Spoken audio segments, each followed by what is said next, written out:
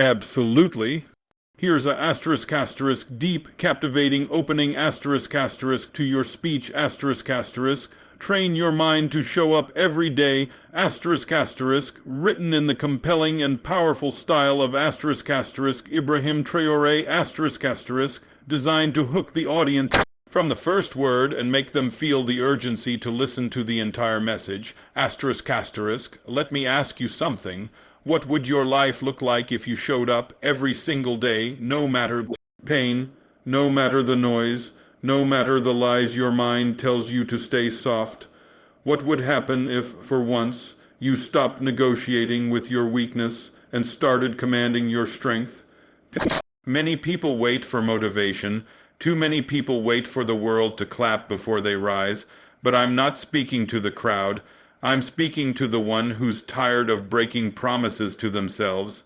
Asterisk asterisk asterisk asterisk, you say you want power, you say you want purpose, then understand this, those things don't come to those who wait. They come to those who show up when it's ugly, when it's hard, when it's lonely. You don't train your mind by talking about discipline, you train it by showing up when no one's watching, when no one cares, and when your own mind tries to convince you to disappear. Asterisk asterisk asterisk asterisk, this message is not for the weak. It's for the one who's ready to stop running. It's for the one who's ready to take back control of their own destiny. You will not hear what you want in these words, you will hear what you need. So if you're ready to build the kind of mind that doesn't flinch, that doesn't fold, that doesn't beg for comfort, then don't just listen, lock in, because every word that follows might just save your life. Asterisk asterisk, let me know if you'd like this intro tailored further or followed by a full expansion of key point 1. You think discipline is something you borrow from someone else. You think you can read a few quotes, watch a few videos, feel good for a few hours, and suddenly you'll be consistent. No, it doesn't work like that. Discipline is not a mood. It's not a phase. It's a system you build when you've had enough of your own excuses. It's built in the dark, in silence, when no one's watching and no one's clapping for you. It's built when you do the things you said you would do long after the feelings you had when you said them are gone. That's what separates the ones who rise from the ones who stay dreaming. People want results, but don't want the repetition. They want strength, but avoid struggle. That's not how power is earned. Power is earned through the daily war with yourself, the internal fight where your feelings tell you to quit, but your spirit commands you to rise. You're not going to feel like it every day, but that's the moment discipline becomes your weapon. That's the moment you tell your body, I don't care how you feel, we move anyway. That voice, that tone, you have to build it. You have to train it until it becomes louder than your fear, louder than your doubt, louder than every voice that tells you to go back to comfort. This world is loud, everyone's talking, but very few are doing. You don't rise by posting quotes, you rise by living them. You don't build discipline by hoping for better days, you build it by mastering the worst ones. Every time you show up when your mind tells you to stay down, you are rewiring your system. You are proving to yourself that emotion is not your master, desire is not your leader, discipline is. That's how you earn respect from yourself. That's how you walk into any room with silence but speak volumes through your energy. You've done the work, and the work can't be faked. It's easy to show up when you're inspired. Anyone can move when they feel motivated. But that's not strength, that's comfort wearing a mask. True strength is when you wake up empty, tired, distracted, and still move with precision. True strength is when nobody is looking, and you still operate with standard. That's when discipline gets carved into your character. Not when it's easy, when it's ugly, when your mind is chaos and you still find order through action. That's how leaders are built, not in sunshine, but in storms. You train your mind through repetition. Not once, not twice, but every single time your feelings tell you to fold, and you choose to stand. And yes, it'll hurt, it'll stretch you, you'll question everything, but you keep moving. That's how a disciplined mind is born. It's not about intensity one day, it's about consistency every day. You're not chasing perfect days. You're chasing growth, and growth comes from pressure. Discipline is built under that pressure. when the world says rest, but your purpose says rise. Don't wait for the alarm to wake you up. Let your purpose do that. Let your hunger do that. Let your pain remind you why you're doing this. Because nothing changes until you do. You want a better life. Then stop waiting for it to come to you. Go earn it. Go demand it. And that demand starts with you showing up every single day, whether you're tired, whether you're misunderstood, whether you feel like it or not. Show up, because every time you do, you're telling your mind who's in control. You are no longer reacting to life, you're shaping it. You see, people don't fail because they're not talented. They fail because they're not consistent. They don't lack vision. They lack discipline, and discipline doesn't care about your feelings. It doesn't care about your past. It only responds to action, daily action, quiet action, relentless action. The kind of action that makes no excuses and takes no days off. The kind that trains your mind to obey commitment over comfort. So, when you feel like skipping, when you feel like pausing, remember this. Every skipped day trains your mind to believe quitting is acceptable. And every day you show up, no matter how small the progress, you are programming your identity. You are declaring to yourself and to the world, I do not bend. I do not fold. I show up, and that's why I win. Your mind doesn't operate on dreams. It operates on instructions. And most people don't even realize what they've been feeding their mind every single day. You feed it distraction, confusion, comfort, weakness. And then you wonder why it doesn't obey you when it's time to move. You can't expect your mind to fight for you when you've trained it to submit.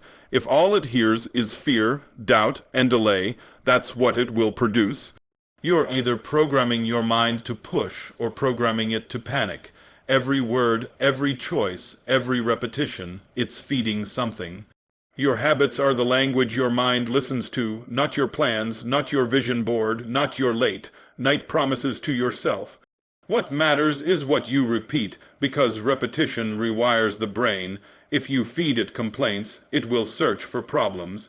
If you feed it excuses, it will seek exits. But if you feed it discipline, if you feed it consistency, if you feed it silence and action day after day, your mind becomes your soldier. It stops resisting and it starts executing. That's not magic. That's training. Some people have trained their mind to avoid anything that feels hard. The moment it gets heavy, they retreat. The moment they don't feel motivated, they stop. Why? Because that's the system they've built. A system that rewards comfort, a system that avoids pain, but pain is part of growth. And the moment you start feeding your mind a new language, one that says we don't back down, one that says we move with or without motivation, your life begins to change, not because the world changes, but because your internal commands get stronger. You have to understand that your mind works like a mirror. It reflects what you give it. If you give it chaos, it will return disorder. If you give it clarity, it will operate with focus. But clarity doesn't just show up. You create it by cutting through the noise. By setting a non-negotiable standard for how you move, you stop negotiating with your laziness. You stop asking your emotions for permission. You start showing your mind what matters through action, not feeling. There are people walking around every day defeated not because they lack the ability, but because their minds were never taught how to endure. They quit before they even begin. They sabotage progress with distractions. They chase everything that feels good and run from everything that builds character. But here's the truth. Your mind is capable of extraordinary focus, of unstoppable drive, but only if you train it like a muscle. And you train it by doing what most won't. You train it by staying when it's hard, by continuing when it's boring, by committing when it's lonely. Don't let the external world dictate your internal commands. Don't let what people say determine how strong you move. You weren't made to be led by doubt. You were made to lead it. You weren't built to be held down by fear. You were built to stand inside the fire and walk out sharper, but that requires discipline in your inputs. What you read, what you listen to, what you speak, what you allow, every single thing you feed your mind is building or breaking you. So choose wisely, feed it what strengthens your purpose, not what numbs your pain. You don't need more distractions. You need more clarity. This isn't about becoming perfect. It's about becoming intentional. If you want your mind to respond like a warrior, you must treat it like one. You must challenge it, test it, push it. And when it screams for rest, you remind it who's in charge. Not with shouting, not with anger, but with control, with calm repetition, with discipline that doesn't waver. Because the moment you teach your mind that quitting is not an option, it will stop offering that path. So, stop feeding your mind lies. Stop saying, I'll try, when you mean I won't. Stop saying, I can't, when you've never even begun. Replace those weak commands with power. Replace them with words that move you, with habits that shape you, with actions that prove you. Because you are not your past, you are not your delay. You are what you decide to do today, and what you feed your mind will either free you or finish you. And if you're serious about this journey, about building a life where your mind becomes your greatest ally, not your biggest enemy, then stop entertaining anything that weakens your command. Every time you move forward despite fear, you're feeding it strength. Every time you act without waiting for motivation, you're feeding it resilience. And the more you feed it this way, the less permission it needs to win. Excuses are the most dangerous comfort in the world because they sound so reasonable, so convincing, so kind. They whisper in your ear and tell you, it's okay, just rest today, or you've already done enough, or you can always start again tomorrow.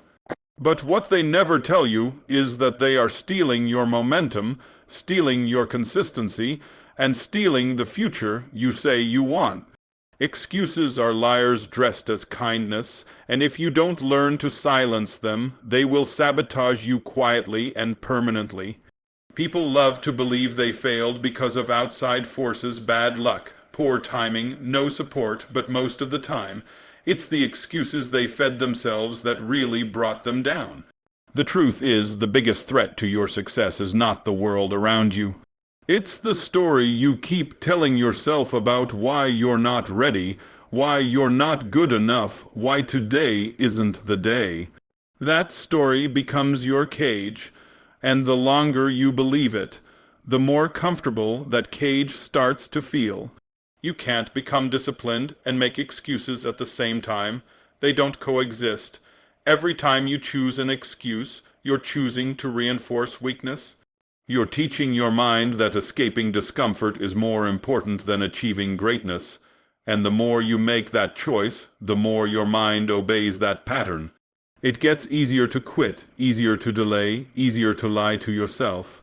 And that's how you end up living a life far below your potential, all while thinking you're being practical or realistic.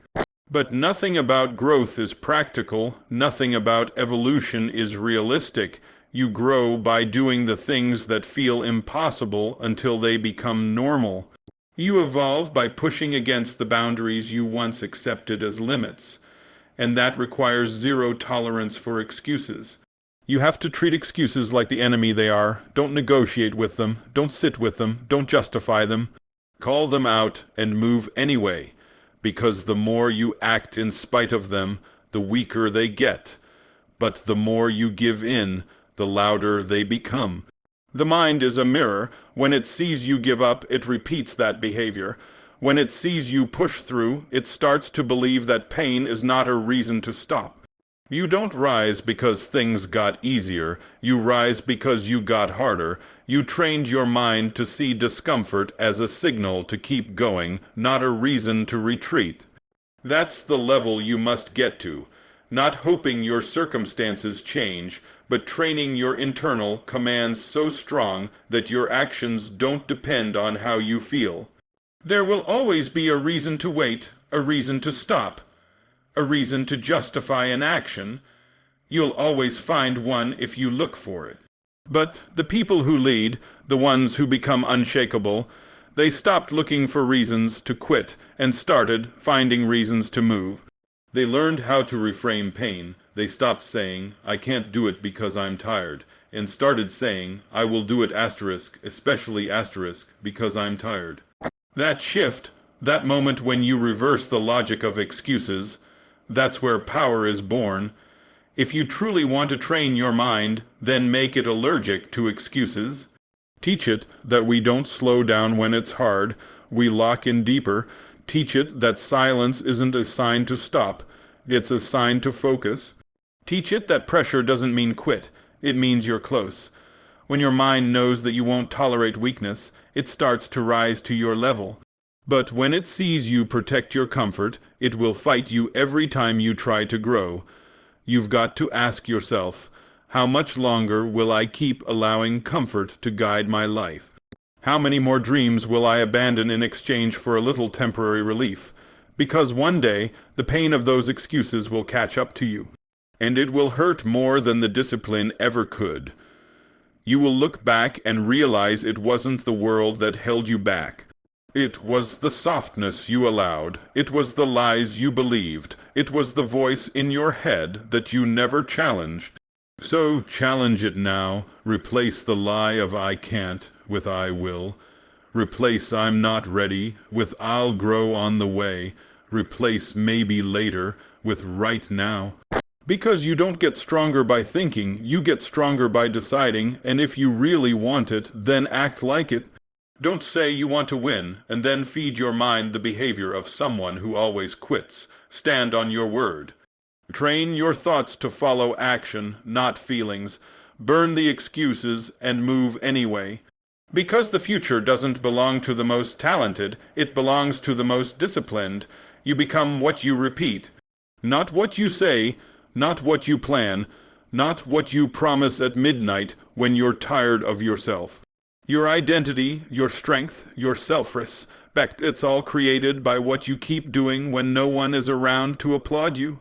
Most people don't understand this. They think change happens in a moment. They think greatness arrives with a bang. But it doesn't. It creeps in quietly through repetition, through doing the work again and again, even when nothing around you is changing, especially when nothing is changing.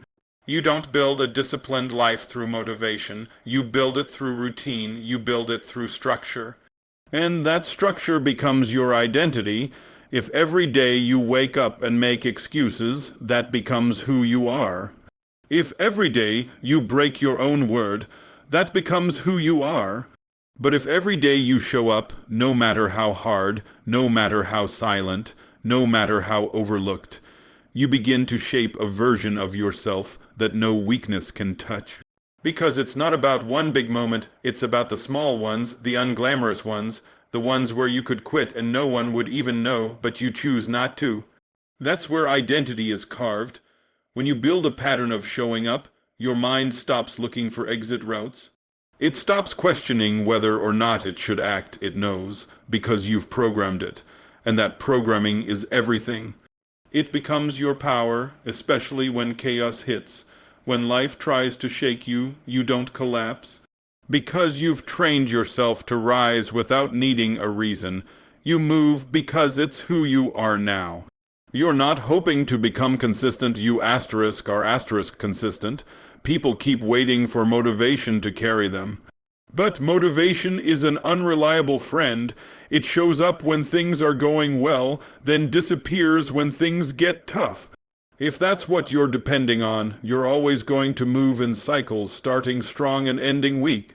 But when you commit to repetition, when you train your mind to associate daily action with identity, you cut through those cycles. You stop riding emotional waves. You become grounded. You move without needing the world to cheer you on. Because deep down, you know you've become something solid. This world rewards the ones who can repeat what others can't. Not the loudest, not the flashiest, but the most consistent, because consistency is what builds reputation. It builds character, it builds self-trust. If every time you say you'll do something and you do it, even when it's hard, you start to trust yourself again. And when you trust yourself, there's nothing more dangerous than that, because now your word has weight. Your actions match your vision, you no longer rely on emotions, you're powered by principle. You've got to understand something. Every action you repeat is casting a vote for the type of person you're becoming. You don't have to be perfect, but you do have to be relentless, even when it's boring, even when it's slow. Especially when it's slow. Those slow days, those quiet stretches, those are the ones that define the strong from the scattered.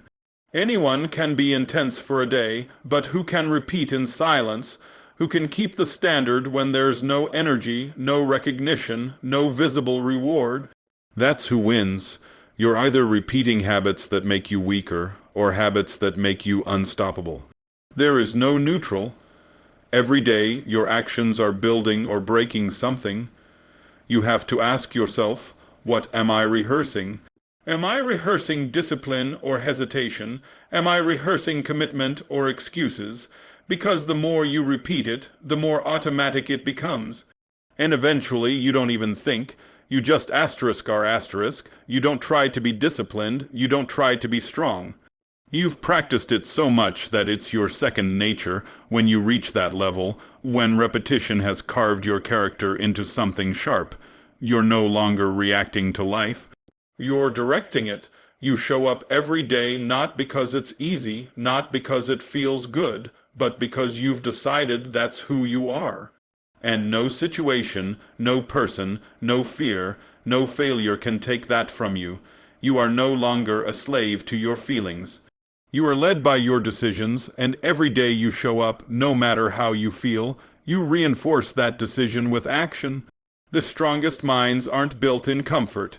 They're built through discipline that's repeated over and over again until it becomes truth, until it becomes law, until it becomes identity. So don't wait for permission.